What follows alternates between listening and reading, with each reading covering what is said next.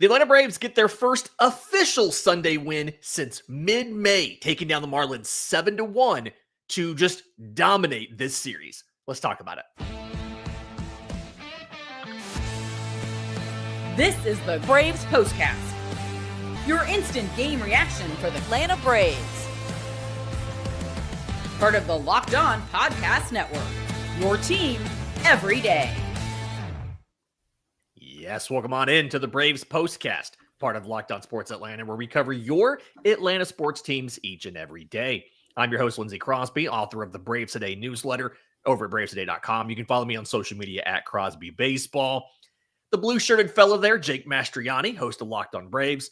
Follow him on social media at Shortstop Ball. Make sure you subscribe to Locked On Braves wherever you get your podcasts and on YouTube. Lots of great stuff coming from Jake all about this. And lots of great vibes on the show today. Jake, Braves win this one 7-1. And I don't know what's more shocking. I'm going to give you three separate things here. I don't know if, one, that the Braves finally won 3 consecutive games is the more shocking thing because they won the doubleheader yesterday. 2, if the fact that they have scored 7 or more runs in 4 of the last 5 games, or 3, that this is their first official Sunday win since May 18th in Boston. I think it's the last one, just because it's been so accustomed to seeing just some lazy Sunday performances and having done it in so while. I mean, they did win 3 games in a row twice at the beginning of June, so that's not even as far back as their last official Sunday win. So certainly that, but I think more of the exciting part of that is just the offense. I mean, we've talked about it several postcasts in a row now. The offense just continues to look really, really good. And so that's obviously something you're looking for the rest of this way to try to build onto going into next season. Yeah, this is the first time Atlanta scored 7 or more runs in 3 consecutive games all year. And again, you did it in 4 out of 5. The hero today, like he was a lot of this series, really, we have to kind of give it to Marcell Ozuna. I mean, he goes 1 for 3, but the one hit is a big one, gets a 3-run home run. That's his 19th of the year. And he just continues to terrorize Miami in a way that maybe a lot of people don't quite understand. I wrote about this yesterday over on Braves Today in the post-game newsletter we always do. It's called Today's 3 Things. Marcell Ozuna's performance against Miami. He has 22 homers against them. He's only played in 77 games against them. The only teams he has more against are all teams where he's played like 100+ games. He just destroys the Marlins. And obviously, if you think about it, this is the revenge game I always talk about. He was originally signed as a free agent by them. They traded him away to the Cardinals. And ever since then, he just likes to destroy them now with 22 homers, again, in 77 career games. It's kind of nice to know your DH is good for a homer every series against Miami. Just off the pace there. Yeah, and it's, as I kind of mentioned yesterday, we didn't really get into it, but this guy's playing for another contract. I mean, he's a free agent. He's a DH only, which is why I think it was really hard for the Braves to move him at the deadline anyway. Yeah, you're going to have to really be impressive if you want to try to persuade teams to sign you this offseason. As a mid-30s guy that's coming off a bit of a down year and a hip issue, you got to have a monstrous end of the season, and he wasn't playing a lot, so it was going to be hard for him to do that. And so credit to him taking advantage of these opportunities. Look at his last 30 games now, last 88 at-bats is at 340 on base. He hadn't really had a problem getting on base all year, but a 500 slug. That's what's been missing for Marcell Ozuna, and you're starting to see that slug come back. Now, here's something to think about, and we don't know, but I've said it. I believe you've said it. All this time that Marcell Ozuna's had off, and now you see him come back, and he's locked in. What if you would have put him on the IL when this hip injury first flared up? What if you would have given him some time to just rest that hip? And maybe that has nothing to do with it, but it certainly felt like things weren't getting better, and he was trying to push through it. And look, at the time, Braves needed all the offensive help they could get, so I understood it from their side too. He's been one of your best hitters the last couple of years. You got to keep throwing him out there when your team is struggling to find something offensively. But it's just something I was thinking about as we see kind of this hot streak from Marcell. It comes after really he's had a lot of days off, and he's he hasn't been playing quite as much. And maybe that helped. Again, we don't know, but just something to think about. Yeah. And, Snit's a player manager. AA talked about this at the trade deadline about how his office is only open. Guys can go in and talk to him and he'll shoot them straight.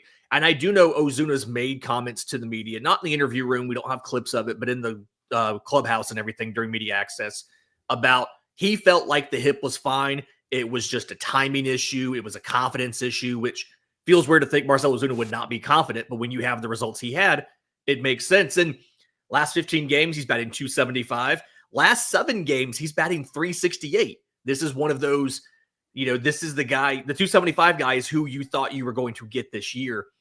I do think that the contract thing, it's so rare for a 35 or older designated hitter to get more than one year in a contract. It's almost always 1-year deals, and they're having to go back and do that.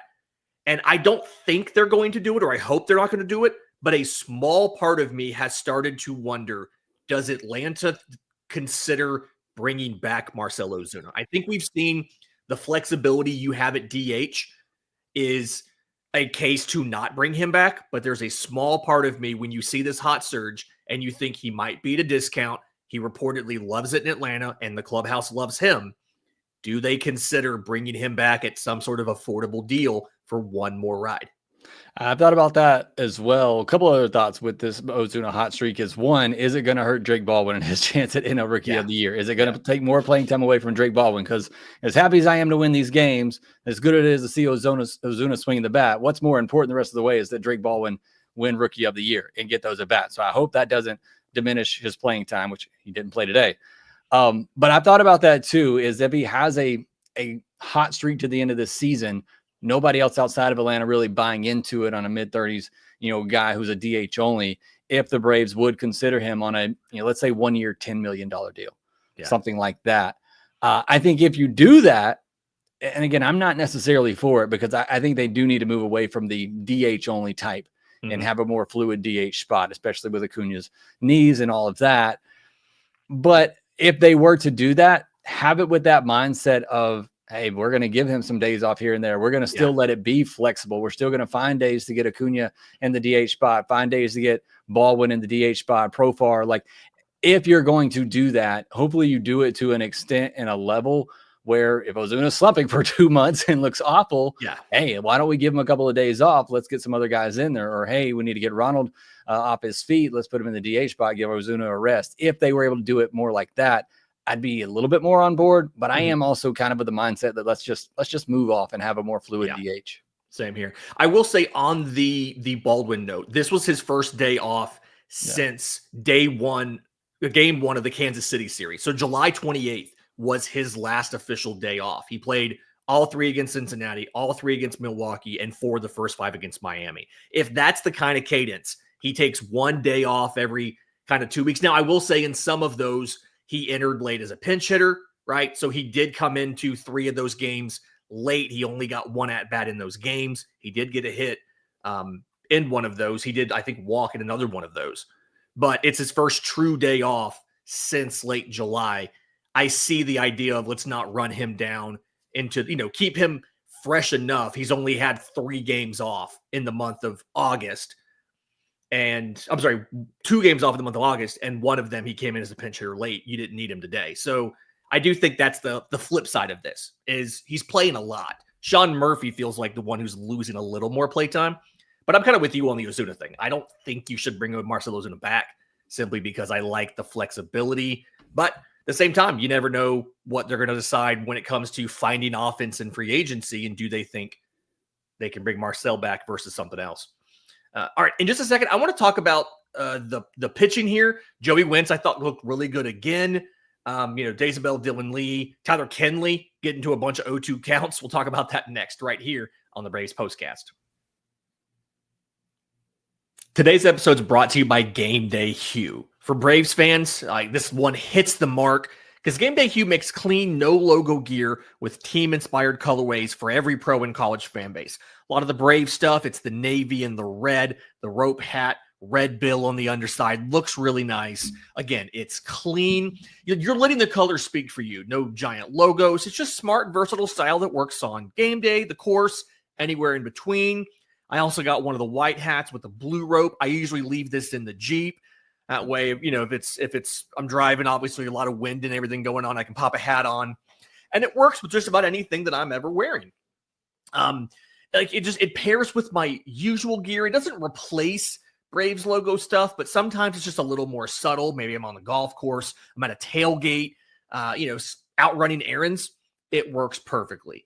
It's not just the hats as well. Check out their split shade gloves made for the golf course. It's the perfect gift for the Braves fan who has everything. Right now, you can get 15% off with code MLB15 at GameDayHue.com. That's GameDayHue, HUE.com. The code even stacks on bundle deals. So now is the time to load up. Let your colors talk, because colors speak louder than words. That's GameDayHue.com, code MLB15. Actually, second thought, Jake, before we get to the pitching, I do want to shout out, obviously, Matt Olson, two for three with a homer and a walk in this one. Scores twice, actually. And the Michael Harris homer. I know we've touched on it before. I don't want to spend too long on it. But the last 30 games, Michael Harris is back to Rookie of the Year Michael Harris. He's batting .314 with a .585 slug, 6 homers, 12 RBI, 17 runs scored in the last 30 games. And it feels like he's even started stealing a little bit, and getting more aggressive on the base pass. He only has 1 stolen base there, but the Braves as a whole have been running a little bit more. Profar's been doing it. Ozzy's done it a little bit. Michael's done it a little bit. So if Michael keeps this up the back half of the season, 1, are you confident in him for 26? And 2, does it feel like maybe they should send him to winter ball so he can get the struggles out before the season starts? Yeah, I mean, look, I already see the comments too, and I've commented on it as well here. But second half of the season hasn't been an issue for Michael Harris. Michael Harris. It's been the first half of season. So whatever you got to do, winter ball, something, come into spring training a little bit earlier. I don't know. But the only thing that I will say that makes me a little bit more optimistic is that these changes, second half changes, are coming with some mechanical changes as well. That's the only reason I'm a little bit more optimistic. But yeah, the last 2 months of seasons haven't been an issue at all for Michael Harris. Yeah. All right. So Joey Wentz in this one, gets the start. I've been very impressed with what he's done in Atlanta. There's an explanation for it I'm not going to get into, but we all know where I'm going with this. 5 1/3 innings, 4 hits, 1 run, a little bit iffy on the strikeout department. 3 walks to 2 strikeouts. Braves only strike out 4 Marlins all day. Felt like a lot of contact by the Marlins. But I do think there is a connection between, we've talked about him ramping up on the cutter since he's been in Atlanta. He takes another step forward on that today, and just under half of all of his pitches are cutters today. 45% cutter. I'm sorry, I had that backwards. 43% cutter, 45% fastballs, and then 11% curveball. 5 total whiffs. 4 of the 5 come on that cutter, but just not really letting the Marlins string together a bunch of hits, and he's getting out of innings. And I think that's the most surprising thing to me. Hard hit contact, but he's just getting through it, and the runs aren't coming in. I don't know if it's sustainable because of all the hard contact, but we'll still take it. Yeah, I would say looking at this start from an analytical perspective, I'm not too confident in Joey Wentz in this one. I mean, 11 hard hit balls against, 7 of them with ideal launch angles, and only 2 of them go for hits.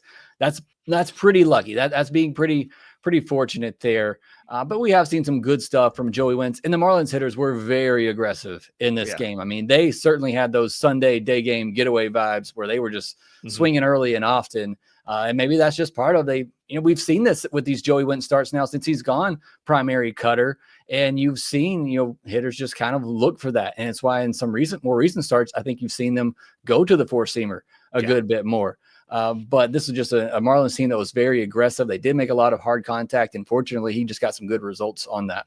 Yeah. But to your point, he got out of it. So, I mean, you got to give him credit for that too. And I will give credit. He did get like 8 or so ground outs. A lot of those hard hit balls were on the ground, which you feel a lot better. I mean, Eric Wagaman's 4th inning ground out, 106, but it's on the ground, right? Otto Lopez has 103 mile an hour ground out. Xavier Edwards, 101 mile an hour ground out. So like he's hitting it pretty hard, but a lot of them are on the ground. And then Atlanta's bullpen, Were you a little bit surprised to see Daysabel in the 6th? For some reason, and I know game situation kind of dictates some of that, but he feels like a guy that Atlanta would want to get accustomed to later innings. They went Daysabel in the 6th, Dylan Lee in the 7th, Pierce Johnson in the 8th. And it really, I don't know if it's just where you are in the lineup, but I think I was a little surprised to see Daysabel be the first one out of the pen there. Yeah, I guess it depends on who all was available today. I mean, if everybody was available, I think that's fine. I think you go Daysabel, either Lee or Johnson and then Iggy to finish it off. I think they're also just trying to get some trust back in Daysabel. I mean, even in this one, a little bit shaky at times, able to get through it, but I just don't think he's quite back into that trust tree where you can put him into the 7th, 8th innings right now. Yeah, the trust tree there. We'll see if he can get back and what it takes, because I do feel like you're going to need him a lot next year. So again, all right, Braves 7-1 victory, 3rd straight game where they scored 7 or more runs, first official Sunday win since mid-May, and again another bit of history we saw. First female umpire calling balls and strikes behind the plate. I do find it coincidental that there was a lot of attention on that for the very first pitch, and it looked on TV like maybe the ball was a little bit inside, and we got the strike call on that. I'll take that. That ball was pulled from play. It's going to go to Cooperstown to join her hat from Saturday. My 10-year-old daughter was really excited for today's game because of that. She wanted to see that specifically and watch the game with me. So Braves haven't lost a game that there's ever been a female umpire in. Hey, there we go. It's just, hey, she was able to break the Sunday curse. And so we will absolutely take that. All right, Braves are off tomorrow. You guys stick around, though. Jake's got plenty of content coming on Locked On Braves. They start a series on Tuesday in New York. They're flying up tonight. They'll spend an off day in New York. They take on the Mets on Tuesday. Spencer Strider versus Clay Holmes. Yay. And then Carlos Carrasco versus David Peterson, and Bryce Elder versus Kodai Senga. So we'll see how games 2 and 3 though go. But game 1, you feel good about. Really excited to watch. Do us a favor. If you're listening on audio, leave a 5-star review, Apple, Spotify, YouTube Music. If you're watching on YouTube, subscribe to both Locked On Braves and Locked On Sports Atlanta. We got Falcons preseason games to talk about. Jarvis is all over that. Jake's got tons of content on the Braves. For Jake Mastroianni, I'm Lindsay Crosby. This has been the Braves Postcast.